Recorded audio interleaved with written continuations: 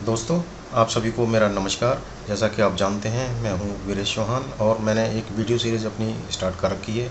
इस video series में मैं सारी डाई कास्टिंग के अंदर जितनी भी प्रोसेस होती हैं, सारी प्रोसेस को कवर कर रहा हूं।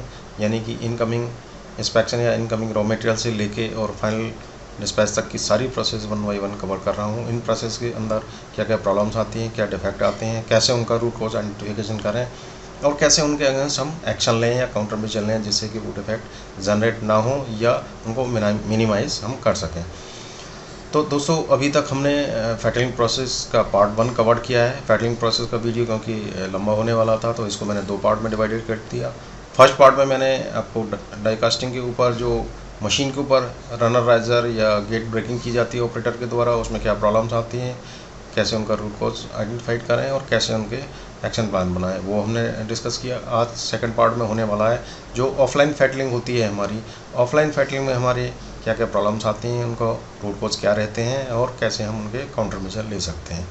तो दोस्तों, जो भी नए साथी मेरे इस चैनल पर जुड़े हैं अभी, उनसे मेरी हम्बल रिक्वेस्ट है कि वो मेरे इस चैनल को सब्सक्राइब कर लें, साथ में बेल आइकन को भी दबा दें, जिससे कि आने वाले वीडियोज़ उनको समय से मिल सकें या सबसे पहले वो प्राप्त कर सकें। और जिन्होंने मेरी अभी पुरानी वीडियोस नहीं देखी हैं, वो डिस्क्रिप्शन में दिए हुए लिंक को क्लिक करके वहां जा सकते हैं और उन वीडियो को देख सकते हैं। दोस्तों, आज मैं आपको एक खुशखबरी और देना चाहता हूं। मैंने अभी जल्दी में ही मेरी एक वेबसाइट अंडर कंस्ट्रक्शन है, जिसका नाम है vkblog.in। जैसा कि अब डिस्क्रिप्शन में नीचे आपको लिंक शो हो रहा होगा, तो वहाँ से आप vkblog.in पे जाकर आप डाई कास्टिंग से रिलेटेड बहुत सारा मटेरियल अवेलेबल होगा, आप उसको फ्री में डाउनलोड कर सकते हैं, यूज़ कर सकते हैं।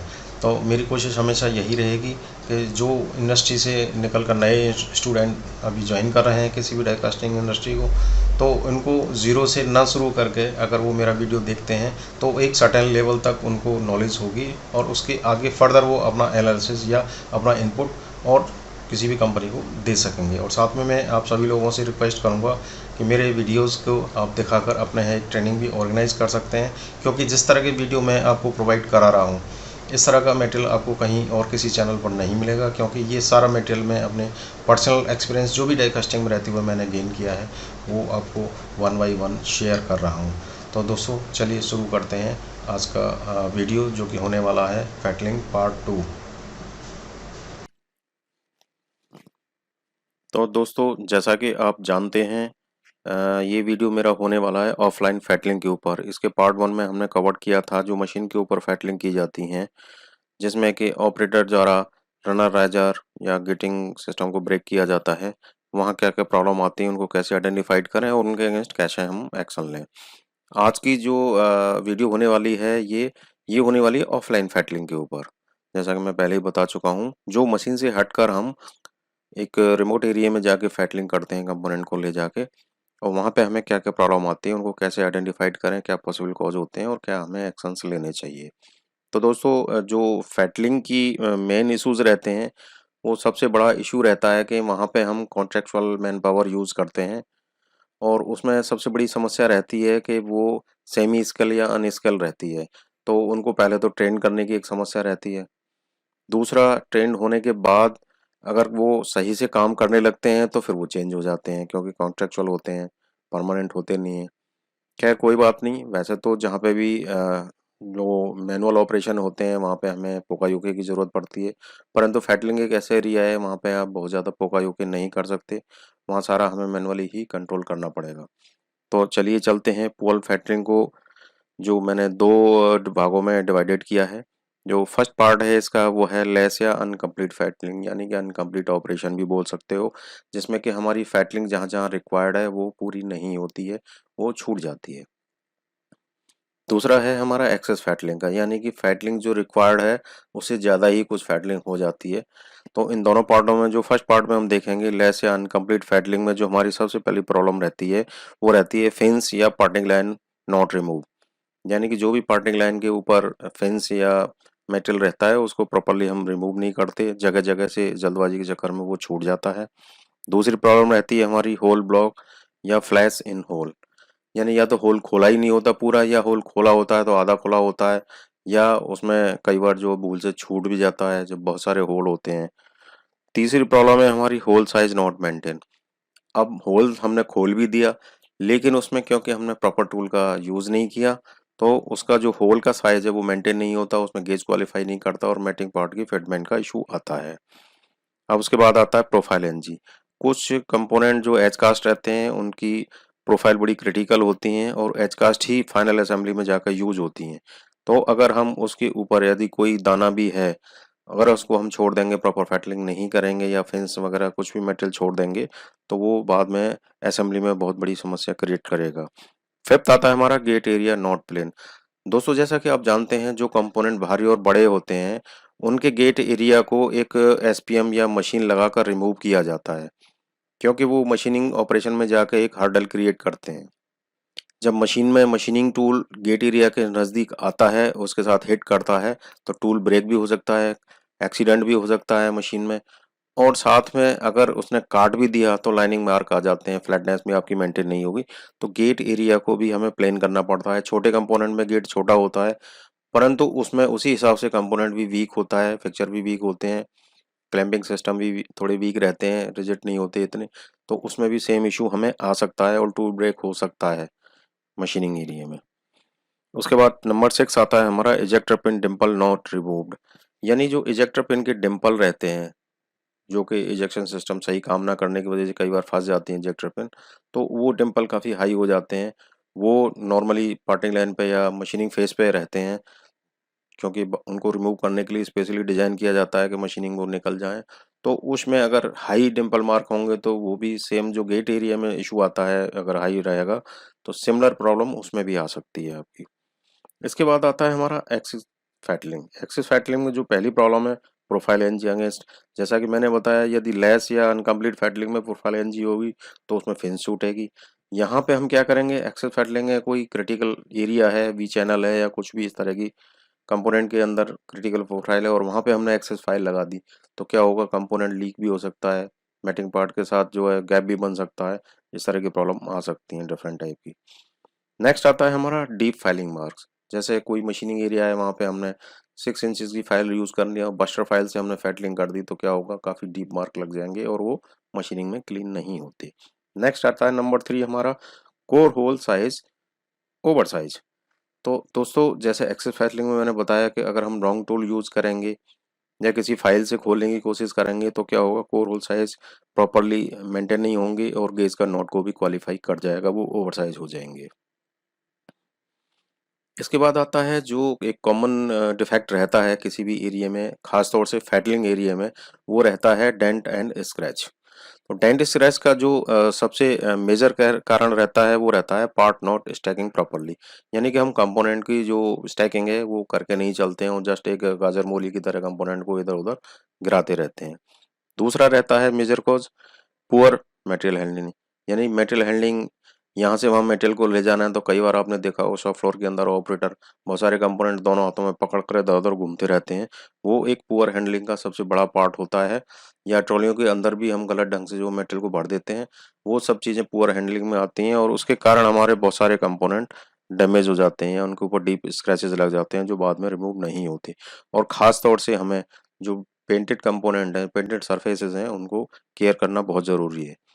नंबर 3 आता है no rubber mat use at fettling table. जैसा कि दोस्तों मैंने बताया, कुछ कंपोनेंट हमारे ऐसे भी होते हैं जो हमें पेंट करना पड़ता है बाद में।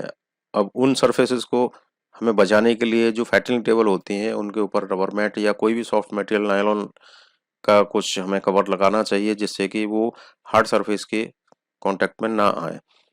खास तौर से जो पेंटेड एरिया होते हैं या पेंटेड सरफेस होते हैं, अगर वो हार्ड मेटल के कांटेक्ट में आएंगी या एल्युमिनियम की डस्ट या चिप्स रहती हैं वो काफ़ी शार्प रहती हैं, उनके कांटेक्ट में आएंगी तो उसमें निश्चित ही कुछ ना कुछ डेंट स्क्रैच लगेंगे।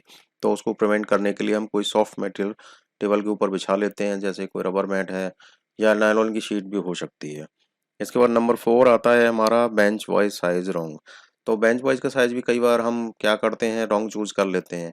जैसे कोई छोटा कंपोनेंट है, अब आपको 4 इंची का बेंच वाइज चाहिए, उसके लिए 6 इंची के बेंच वाइज लगे हुए हैं आपके, चलो उन्हीं में कर लेते हैं फैटलिंग। तो उसमें क्या होता है, ऑपरेटर को उसका फोर्स जो होता है 6 इंची का 4 इंची का, दोनों में फ़र्क होता है। अगर वो कंपोनेंट को टाइट करेगा उसमें 6 इंची में 4 इंची वाली की जगह, तो कंपोनेंट क्या होगा उसमें, वो प्रेस हो जाएगा, उसके ऊपर जो जॉ के इम्प्रेशन है वो छूट जाएंगे। तो ये भी हमें ध्यान रखना है कि बेंच वाइज का साइज भी हमें प्रॉपर चूज करना है, कंपोनेंट की शेप या प्रोफाइल या वेट के अकॉर्डिंग। अब नंबर 5 आता है हमारा बेंच वाइज का जॉज के ऊपर जो सॉफ्ट फैट नहीं रहते। नॉर्मली हम जो नंगी जो बाजार में आती हैं अवेलेबल जो बेंच वॉइसेज हैं, हमको एज इट इज यूज़ करते हैं। अब पेंटेड सरफेस है, उसको बेंच वॉइस में पकड़ लिया तो निश्चित ही कुछ ना कुछ इम्प्रेशन उसके ऊपर ज़रूर आएगा। तो इसके लिए दोस्तों हमें उसके ऊपर कोई भी नायलॉन पैड या रबर पैड उस पर लगा के रखने चाहिए। नॉर्मली हम नायलॉन पैड लगा के रखते हैं बेंच वॉइस के जॉज के ऊपर, जिससे कि कंपोनेंट को पकड़ने में कोई भी हमारा डेंट वगैरह ना लगे। इसके बाद नेक्स्ट आता है नंबर 6 हमारा रॉन्ग ट्रॉली यूज्ड। अब आपको पता ही है कि कोई भी कंपोनेंट को अगर हम रॉन्ग ट्रॉली में रखेंगे, ट्रॉली इस तरह से डिजाइन नहीं होगी कंपोनेंट के हिसाब से। बेटर तो ये रहता है कि आप किसी भी कंपोनेंट के हिसाब से पॉकेट टाइप की ट्रॉली यूज़ करें या हैंगर टाइप की यूज़ करें। अगर वो नहीं है, आपकी कुछ प्रॉब्लम्स हैं या ट्रॉली का साइज़ आप नहीं मेंटेन कर पा रहे हो उसमें शॉप फ्लोर की कुछ कंडीशन की वजह से, तो जो जाली ट्रॉली रहती हैं जिनमें हम कॉमन कंपोनेंट यूज़ करते हैं, तो कॉमन कंपोनेंट के लिए भी जाली ट्रॉली का साइज बहुत बड़ा ना हो। पता लगा कंपोनेंट आपके छोटे छोटे हैं, आपने बहुत बड़ा साइज यूज़ कर लिया, अपने वेट के कारण ही कंपोनेंट डैमेज होने लगे, तो वो भी एक मैटर करता है।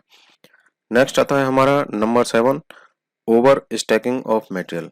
स्टैकिंग दोस्तों एक बड़ा क्रूशियल पार्ट है कंपोनेंट का, हम आमतौर पर इसमें ध्यान नहीं देते कि स्टैकिंग हाइट भी एक मैटर करती है। कि कंपोनेंट की पता लगा आपने 10 लेयर लगा दी है एक जगह पे, अगर मान लो मेटल आगे फीड नहीं हो रहा और फैटलिंग कर करके कंपोनेंट आप जो है मेटल को इकट्ठा किए जा रहे हो, अब 10 लेयर तो लगा दी लेकिन जो सबसे नीचे वाला कंपोनेंट है उसके ऊपर वेट कितना आ रहा है, तो ये भी एक बड़ी समस्या है। आपको स्टैकिंग हाइट भी मेंटेन करनी पड़ेगी, प्रॉपर्ली स्टैकिंग के लिए स्पेस होना चाहिए जिससे कंपोनेंट गिरे भी नहीं। वहाँ पे कोई भी मैन पावर का ज़्यादा मूवमेंट ना हो, ऐसी जगह पे आपको मटेरियल को स्टैक करना है। नंबर 8 आता है आपका स्टैकिंग हाइट मोर। यस, जैसा भी मैंने बताया कि स्टैकिंग हाइट को आपको मार्क करके रखना चाहिए, क्योंकि स्टैकिंग हाइट अगर आपने जैसा भी बताया मैंने 10 लेयर आपने लगा दी और नीचे वाले कंपोनेंट वेट नहीं झेल पा रहा और वो बैंड होने लगी, तो उसमें आपका बहुत सारा रिजेक्शन हो सकता है। तो स्टैकिंग हाइट भी एक इम्पोर्टेंट फैक्टर होती है किसी भी एरिया में। नंबर 9 आता है poor trolley condition. Poor trolley condition मैं पहले अपने पार्ट 1 में भी कवर कर चुका हूँ। अगर आपकी ट्रॉली में कोई बेल्डिंग जगह जगह से निकली हुई है, कोई पत्तियाँ निकली हुई हैं आपकी, या उनके व्हील जाम है, तो ज़बरदस्ती उसको ऑपरेटर फोल्ड के ऊपर खींच रहा है, तो उसमें वाइब्रेशन बहुत सारे होते हैं और कंपोनेंट आपस में टकरा कर उनमें डेंट स्क्रैच लगने के चांसेस होते हैं। अगर व्हील जाम है तो ट्रॉली पलट भी सकती है। नंबर 10 आता है आपका फ्लोर कंडीशन पुअर होना। यानी कि पुअर का मतलब है कि जैसे आपके फ्लोर में जगह जगह गड्ढे पड़े हुए हैं, डीप गड्ढे, और आप वहां से ट्रॉलियां लेकर निकल रहे हैं, तो वो ट्रॉली का व्हील जैसे ही गड्ढे के अंदर आएगा, वो हो सकता है कि पलट जाए ट्रॉली और आपके कंपोनेंट डैमेज हो जाए। इसके बाद आता है मटेरियल मिक्स्ड। ये भी एक कॉमन इशू रहता है किसी भी शॉप के अंदर। अगर आपकी शॉप एरिया कम है तो वहाँ पे मेटल मिक्स होने के चांस रहते हैं। जो मेटल मिक्स होता है जैसे फैटल अनफैटल मेटल मिक्स हो सकता है, या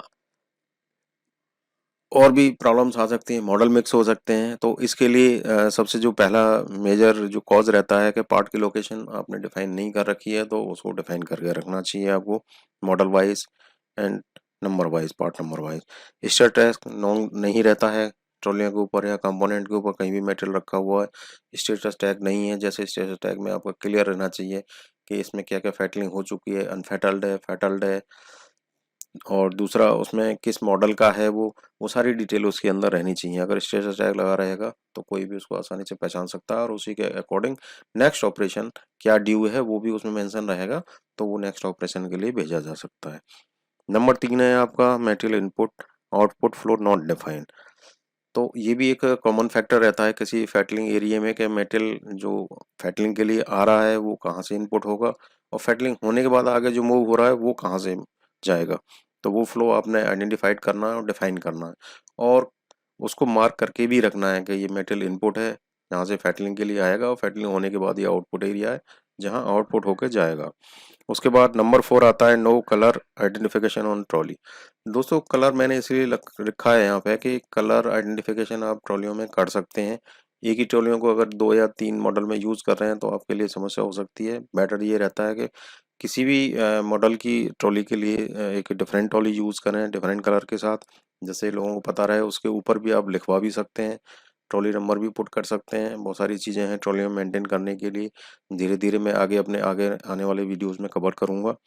तो कलर आइडेंटिफिकेशन का पर्पज़ मेरा ये है कि ट्रॉली के ऊपर या तो स्टेटस टैग लगा होना चाहिए प्रॉपर्ली, अगर नहीं है परमानेंट आप उन्हीं मॉडल्स को यूज़ कर रहे हो तो मॉडल वाइज आप ट्रॉलियों को आइडेंटिफाइड करो और उनको उसी मॉडल के लिए यूज़ करो। क्योंकि कई बार ऐसा होता है कि कंपोनेंट बाहर से शेप देखने में सेम प्रोफाइल होती है, लेकिन उसके अंदर कास्टिंग में छोटे मोटे चेंजेस रहते हैं, कोई होल का साइज़ या कोई प्रोफाइल अंदर से छोटी मोटी चेंजेस रहते हैं और वो मॉडल डिफरेंट हो जाता है। तो अगर वो मिक्सड हो गया तो फिर आपके लिए पहचानना मुश्किल होगा और वो नेक्स्ट असेंबली लाइन में जाके प्रॉब्लम क्रिएट करेगा। वो आपके यहाँ भी हो सकती है प्रॉब्लम और वो कस्टमर एंड पे भी जाके प्रॉब्लम क्रिएट कर सकता है।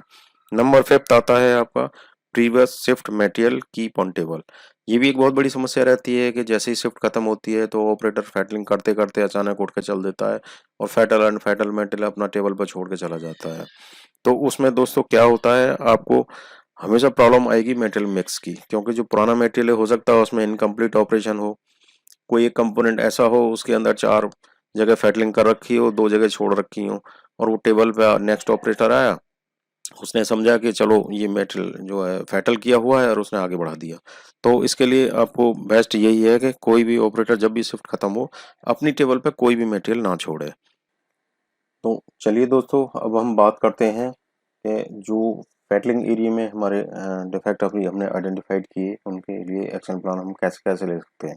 तो पहला जो लेस या इनकम्प्लीट फैटलिंग का जो हमने डिफेक्ट डिफाइन किया था, वो डिफाइन किया था फिंस या पार्टिंग लाइन नॉट रिमूव्ड। तो जैसा कि आप यहाँ फोटो में देख रहे हैं, इसके अंदर पार्टिंग लाइन यहाँ से प्रॉपर्ली या फिंस इसमें से या एक्स्ट्रा मेटल इसमें रिमूव नहीं किया गया है। इसके बाद नेक्स्ट आता है होल ब्लॉक या फ्लैश इन होल। तो जैसा कि आप देख रहे हैं इस होल को खोला ही नहीं गया है, ये ऑपरेशन मिस है, पूरी तरह से अनफैटल्ड है। यहाँ पे भी आप देख रहे हैं कि ये इसमें भी ऑपरेशन मिस है, इनकम्प्लीट फैटलिंग है, यानी कि इसमें कोई भी टूल हमारा लगा ही नहीं गया है, जो कि होल के अंदर ये फ्लैश अवेलेबल है। तो इस तरह के जो मैनुअल एरर होती हैं दोस्तों, उनके लिए जो जहाँ पे भी मैनुअल ऑपरेशन होते हैं, आपको मालूम ही है कि हमें वहाँ पे पोकाई होकी करना होता है, बट यहाँ पॉसिबिलिटी नहीं है क्योंकि फैटलिंग एरिया में हम पोकाई होकी नहीं कर सकते। तो हमें अलग से कोई एक्शन या काउंटर मेजर डिफाइन करने पड़ेंगे। तो जैसा कि आप देख रहे हैं इसमें, अब यहाँ पे जो फर्स्ट एक्शन मैंने आपको दिया हुआ है वो है फैटलिंग सीक्वेंस आइडेंटिफाइड एंड डिफाइंड, यानी कि जो भी फैटलिंग सीक्वेंस है हमारी उसको आइडेंटिफाइड करना पड़ेगा और डिफाइन करना पड़ेगा। नेक्स्ट आप देखेंगे फैटलिंग वर्केशन है डब्ल्यू डिस्प्लेड है वर्केशन, यानी कि आपने जो भी डब्ल्यू बनानी है अपनी, उसमें आपको जो ईच स्टेशन जो आइडेंटिफाइड किए हैं आपने, सारे स्टेशन के ऊपर डब्ल्यू डिस्प्लेड होनी चाहिए, वो पिक्टोरियल व्यू होने चाहिए उनके ऊपर, और सीक्वेंस बिल्कुल क्लियर होनी चाहिए किसी भी डब्ल्यू के अंदर के फैटलिंग आप फर्स्ट फैटलिंग आप इस होल की करेंगे, सेकंड जो है इस होल की करेंगे, थर्ड इस होल में करेंगे, इस तरह से, यानी पेट्रोल वी के साथ 1 2 3 4 5 जितने भी स्टेप है फैट लेंगे वो कंप्लीट डिफाइन होनी चाहिए। और ऐसा ना हो कि अगर बड़ा कंपोनेंट है बहुत बड़ा और उसको आपने एक ही ऑपरेटर को काम दे दिया, बेटर है कि वो आप उसको डिवाइडेड 2 जगह कर दें, तो उसमें फास्ट भी काम होगा और उसमें आपको मिसिंग होने के चांस भी कम रहेंगे। जिसमें कि आप 50% फर्स्ट ऑपरेटर को दे दिया, 50% सेकंड ऑपरेटर को दे दिया। अगर बहुत सारे होल ओपन करने हैं तो उसको बता दिया फिक्स साइड के होल आपने ये ओपन करने हैं और डब्ल्यू में कवर किया उसको, और सेकंड जो ऑपरेटर रहेगा उसको आपने बता दिया है कि नेक्स्ट जो ये होल है आपने दूसरी साइड के जो मूविंग साइड के हैं इसको आपने होल करना है और यहाँ पे सारे फाइलिंग वगैरह करनी है आपने। तो इस तरह से भी आप बना सकते हो। और इसके बाद क्योंकि वहाँ पे आपको पता ही है जैसे अनस्कल मैन पावर होती है और आपकी सेमी स्कल होती है, तो उनकी जो ऑपरेटर की जो स्किल मैट्रिक्स है वो बहुत ज़रूरी है बनानी। स्किल मैट्रिक्स के अंदर उसका फोटो होना चाहिए, उसको वर्क सेक्शन पर डिस्प्लेड होना चाहिए, और स्किल मैट्रिक बनाने से पहले आपको उसकी ट्रेनिंग नीड आइडेंटिफिकेशन करना है और उसको ट्रेनिंग प्रोवाइड करनी है ऑपरेटर को क्या क्या ट्रेनिंग की ज़रूरत है। नेक्स्ट आता है आपका ऑपरेटर स्किल मैट्रिक्स, जो अपडेट करनी है आपको ट्रेनिंग देने के बाद, वो एटलीस्ट 6 मंथ में करनी है, लेकिन रिकमेंडेड यही रहता है कि आप उसको मंथली या 3 मंथ में करो। अगर नहीं हो पा रहा है किसी भी कारण से तो 6 मंथ से ज़्यादा जो है उसको गैप नहीं रहना चाहिए। और ये सारी चीज़ें फॉलो हो रही हैं या नहीं हो रही, इनके लिए आपको चेक करने के लिए प्रोसेस ऑडिट करना बहुत ज़रूरी है।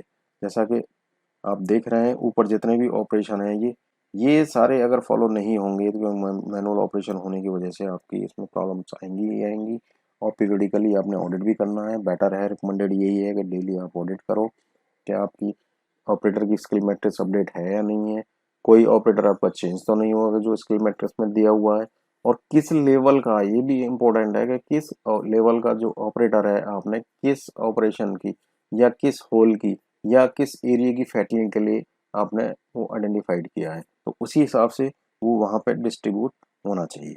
अब नेक्स्ट बात करते हैं हम। सेकंड, आप जैसा कि देख रहे हैं, होल साइज नॉट मेंटेन्ड। अब ऑपरेटर ने होल तो खोल दिया, लेकिन आप देख रहे हैं इसमें गेज क्वालिफाई नहीं कर रहा है, यानी उसका गेज का जो ग्रीन साइड या गो एरिया है वो क्वालिफाइड नहीं कर रहा है। नेक्स्ट आप देखेंगे प्रोफाइल एनजी। प्रोफाइल एनजी का मतलब है कि आपने ये डिफरेंट टाइप की प्रोफाइल होती हैं, उसके अंदर आपको जैसे दिखाया गया है इस फोटो में, इस तरह की गेज आपकी क्वालिफाई करनी चाहिए उसके अंदर, बट वो वहाँ क्वालिफाई नहीं कर रही है। तो इसके लिए आपको पता ही है, स्पेशल टूल हम फैटलिंग में इस्तेमाल करते हैं, उसी प्रोफाइल के टूल सेम प्रोफाइल के रहते हैं और उनको पीरियडिकली हमें रिशार्प भी कराना होता है। अगर वो पीरियडिकली रिशार्प भी नहीं होंगे तो ये सब प्रॉब्लम्स आएंगी, इसको हम आगे भी कवर करेंगे। नेक्स्ट इसके बाद आता है आपका गेट एरिया नॉट प्लेन। जैसा कि आप देख रहे हैं, मैंने शुरू में बताया आपको, ये गेट एरिया में काफ़ी हाई स्पॉट दिख रहे हैं आपको मटेरियल के, ये दिख रहे हैं, तो मशीनिंग में आपको क्या होगा, यहाँ पे आके टूल टकराएगा और डैमेज करेगा, टूल को भी डैमेज करेगा, आपके एक्सीडेंट भी हो सकता है मशीन में, और कंपोनेंट की फ्लैटनेस भी मेंटेन नहीं होगी। नेक्स्ट आता है इजेक्टर पिन की डिम्पल नॉट रिमूव। कई बार तो ये फेंस रह जाती हैं इजेक्टर पिन वाले एरिया में, और कई बार जो डिम्पल किसी भी कारण से, जो इजेक्टर पिन की डिम्पल की हाइट ज़्यादा रहती है, नॉर्मली ये मशीनिंग फेस पे ही रहते हैं जैसा कि आपको मालूम है, तो उनको क्लीन करना बहुत ज़रूरी होता है, जिससे कि जो भी मशीनिंग प्रोसेस होगी आपकी वो स्मूथली कैरिड हो सके। अगेन यहाँ पे एक चीज़ मैंने ऐड की है केवल आपके लिए, अदर रिमेन सेम है। जो फैटलिंग टूल यूज़ कर रहे हैं जो प्रॉपर साइज के हों, रीशार्पनिंग फ्रीक्वेंसी आपने जो है उनकी फैटलिंग टूलों की जो आइडेंटिफाइड करनी है, और यहाँ पे जैसे कि गेज क्वालिफाई नहीं कर रहे या कोई प्रॉब्लम्स है इस तरह की, प्रोफाइल की गेज जो नहीं जा रहे या प्रोफाइल नॉट मेंटेन है, तो उसके लिए आपने क्वालिटी वर्क सेक्शन भी ऐड करनी है, जिससे कि आप पीरियडिकली या शिफ्ट वाइज उसको चेक कर सको। नेक्स्ट आता है आपका वही सिमिलर कि आपका पिक्टोरियल व्यू ऐड होना चाहिए डब्ल्यू में, ऑपरेटर स्किल मैट्रिक्स आपकी बनी होनी चाहिए, स्टेशन पर डिस्प्लेड होनी चाहिए, अपडेटेड होनी चाहिए, ऑपरेटर की टीएनआई आइडेंटिफाइड होनी चाहिए, उनको प्रॉपर ट्रेनिंग होनी चाहिए। ट्रेनिंग के बाद उसकी जो भी स्किल मैट्रिक्स है उसको अपडेट करना, आपको 6 मंथ से ज़्यादा उसमें गैप नहीं रहना चाहिए, रिकमेंडेड है मंथली या 3 मंथ आप कर सकते हो, और इन सब चीज़ों को फॉलो हो रही है नहीं, वही आपका अगेन काउंटर मेजर वही है, प्रोसेस ऑडिट आपने करना है, जिससे कि आप पता कर सकें कि कहीं कोई गैप तो नहीं आ गया है मेरे प्रोसेस के अंदर। रिकमेंडेड है कि ये प्रोसेस ओनर है वो डेली इसको प्रोसेस ऑडिट को करेक्ट करे, और नेक्स्ट उसके बाद जो क्वालिटी इंजीनियर या क्वालिटी हेड है वो भी उसको वीक में एटलीस्ट करना बहुत ज़रूरी है। अब नेक्स्ट आता है एक्सेस फैटलिंग का। अभी तक हम बात कर रहे थे लेस फैटलिंग की, अब हम बात कर रहे हैं एक्सेस फैटलिंग की। तो दोस्तों जैसा कि आप यहाँ देख रहे हैं, दो होल इस कंपोनेंट में दिखाए हुए हैं, इन दोनों की प्रोफाइल अगर आप देखेंगे तो ये इलेक्ट्रिकल बन गई है। इसमें हो सकता है प्रोफाइल कुछ इस टाइप की हो परंतु आप यहाँ देख रहे हैं एक शार्प एज टाइप की बनी हुई है, यानी कि ऑपरेटर ने जब इस होल को खोलने की कोशिश की है तो इसमें प्रोफाइल को डैमेज किया है या उसने रॉन्ग टूल का इस्तेमाल किया है। सेकंड है, जैसे मैंने बताया एक्सेस फैटलिंग में, कि अगर आप बास्टर फाइल यूज़ कर लिया आपने 6 इंच की फाइल की जगह 12 इंच बास्टर फाइल, और उसमें डीप स्क्रैच मार्क आएंगे, तो क्या है मशीनिंग के बाद इस तरह के स्क्रैचेस आपको नजर आएंगे और आपका कंपोनेंट फाइनली रिजेक्ट हो जाएगा। नेक्स्ट आता है एक्सेस फैटलिंग में, अब यहाँ देख रहे हैं आप दोस्तों, ये भी फैटलिंग में खोला हुआ होल है। ये उसने हो सकता है कि कोई फाइल या कोई रॉन्ग फाइल से ओपन करने की कोशिश की हो, रॉन्ग मेथड यूज़ किया हो, जिससे कि ये होल जो है आपका गलत खुल गया है। दोस्तों अब आता है एक सबसे मेजर डिफेक्ट, वो है डेंट एंड स्क्रैच। तो ये डेंट स्क्रैच आपका फैटलिंग एरिया में सबसे ज़्यादा बड़ा इशू रहता है, क्योंकि वहाँ पे हमारे unskilled semi skill man power रहती है, उधर फोकस भी कम रहता है सभी लोगों का, और वहाँ मेटेरियल हैंडलिंग भी बड़ी पुअर ढंग से होती है। जब आपने अगर देखा होगा कि बहुत सारे ऑपरेटर जो है इधर उधर कंपोनेंट को हाथों में ही पकड़े लिए घूम रहे होते हैं, तो ये सब एक डेंट का कारण बनते हैं। और आपकी वर्किंग टेबल है जो भी फैटलिंग एरिया में, उन टेबल्स के ऊपर जो है आपकी डिफरेंट टाइप की एल्यूमिनियम चिप्स पड़ी रहती हैं, डस्ट पड़ी रहती हैं, और उनके कांटेक्ट में अगर कंपोनेंट आता है तो उसके ऊपर डेंट स्क्रैच लगनी ही लगनी है।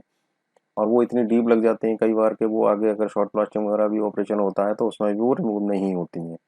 तो इसके लिए जो पॉसिबल कॉज हैं वो ऑलरेडी मैं आइडेंटिफाइड कर चुके हैं, मैं बता चुका हूँ। जैसे कि पार्ट स्टैकिंग नॉट प्रॉपरली, यानी पार्ट की हाइट वगैरह लेबलिंग वगैरह ये नहीं है उसमें प्रॉपरली। तो इसके अब हम बात करेंगे आगे नेक्स्ट स्टेप के, इसको कंट्रोल कैसे करें। तो जैसे मैंने बताया, जो फर्स्ट हमारा जो पॉसिबल कॉज था वो था पार्ट स्टैकिंग नॉट प्रॉपरली। तो पार्ट स्टैकिंग अगर प्रॉपर वे में नहीं है तो उसको प्रॉपर वे में करना है। सेकंड, उसकी अगर हाइट ज़्यादा है स्टैकिंग की तो हाइट भी हमें डिफाइन रहनी चाहिए हमारी, उस हाइट से ज़्यादा हमें नहीं करनी चाहिए किसी पार्ट की स्टैकिंग। अगर आपने 5 लेयर 6 लेयर या 10 लेयर तक ही डिफाइन किया है तो उसको आप बेटर है कि आप जिस वॉल के सारे आप स्टैकिंग कर रहे हो उसी पे आप मार्क कर दीजिए उसकी हाइट को। इससे ऊपर ये कंपोनेंट पार्ट नेम नंबर, क्योंकि जगह आपने आइडेंटिफाइड करके रखनी ही है, और ये पार्ट नेम नंबर इससे ऊपर जो है नहीं स्टैक किया जा सकता है। तो जिससे विजुअलाइजेशन आपको सॉफ्ट में रहेगा, अगर अनस्किल्ड भी मैन पावर आपकी काम कर रही है तो उसको भी पता रहेगी। नेक्स्ट आता है आपका पुअर हैंडलिंग मटेरियल की। तो मटेरियल पुअर हैंडलिंग ये तो सब जगह एक कॉमन प्रॉब्लम है, तो इसको आपने प्रॉपरली हैंडल करना है। जैसा कि मैंने बताया है कि बहुत सारे ऑपरेटर आपके कंपोनेंट पकड़ कर लेकर शॉप फ्लोर में घूमते रहते हैं, ये सब अवॉइड करना चाहिए। प्रॉपरली उनको ट्रॉली में रख के, और एक दूसरे कंपोनेंट से बेटर होता है कि वो कंपोनेंट आपस में ना हिट करें, तो उनके बीच में कुछ सेपरेशन लगा के ही मूवमेंट करना चाहिए। नेक्स्ट आता है, जैसे रबर में ट्रॉली के ऊपर नहीं रहती, ये हमने एक आइडेंटिफाइड किया था, तो इसके लिए सॉफ्ट मटेरियल आपने ट्रॉली के ऊपर कोई रख के रखना है, जिससे कि कोई भी कंपोनेंट जब आप पैकिंग टेबल के ऊपर रखो तो वो हार्ड सरफेस के कांटेक्ट में ना आए। बेंच वाइज का साइज आपने प्रॉपरली यूज करना है, ऑलरेडी बताया हमने। बेंच वाइज के जॉज के साथ जो है सॉफ्ट पैड होने चाहिए।